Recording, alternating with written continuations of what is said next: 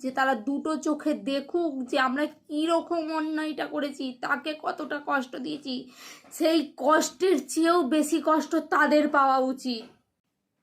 আজকে 16ই আগস্ট, কালকে 15ই আগস্ট গেছে, 78তম স্বাধীনতা দিবস গেল কালকে।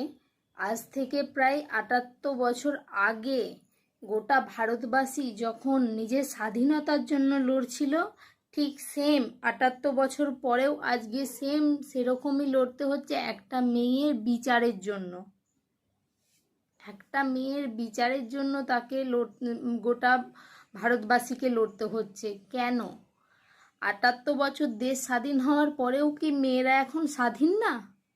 একটা মেয়ের নৃশংসভাবে তাকে গ্যাং রেপ করে তাকে মার্ডার করা হয়েছে।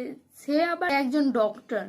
আমরা মানি ডাক্তার ভগবানের তুল্য, তাকে ভগবানের আসনে আমরা বসিয়ে রাখি, কারণ সেও মানুষের প্রাণ বাঁচায়। সেই ডাক্তারেরই প্রাণ আজকে নিয়ে নিল। আমাদের দেশে নারী আছে ভারত মাতা। আমাদের যেটা রাজ্য পশ্চিমবঙ্গ, সেখানে নারীর পূজিত হয়। আমাদের মুখ্যমন্ত্রী একজন নারী। সেই নারীর দেশে, নারীর রাজ্যে নারীরা সুরক্ষিত না। যেই পশুগুলো এরকম নৃশংসভাবে কাজটা করলো, সেই পশুগুলোই আজকে স্বাধীনভাবে ঘুরে বেড়াচ্ছে, তাদেরকে বাঁচানোর চেষ্টা করা হচ্ছে। এ কোন রাজ্য? কোন রাজ্যে বাস করছি আমরা? যে রাজ্যের মুখ্যমন্ত্রী একজন নারী, সেই রাজ্যে? এ রাজ্যে আমি থাকতে চাই না। যে রাজ্যে নারীদেরই সম্মান নেই, যে রাজ্যে নারীর ওপরে অত্যাচার হলেও নারীকেই আঙুল তুলে বলে তুমি কেন গেছিলে, অত রাত্রেও কেন গেছিল ওই ঘরে, একা কেন ওই ঘরে গিয়েছিল, অত ছোট পোশাক পরেছে কেন? এই রকম সমাজে আমরা এখনো বাস করছি।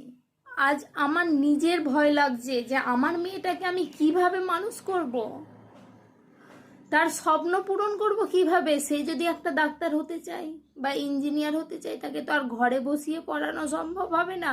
আজ বাইরে আমার মেয়েটা সেফ থাকবে কি করে? এরকম কাজটা যারা করেছে তাদের কঠোরের চেয়েও কঠোরতম শাস্তি হোক। ফাঁসি বলছি না, ফাঁসি দিলে তো মিটে গেল ঝামেলা।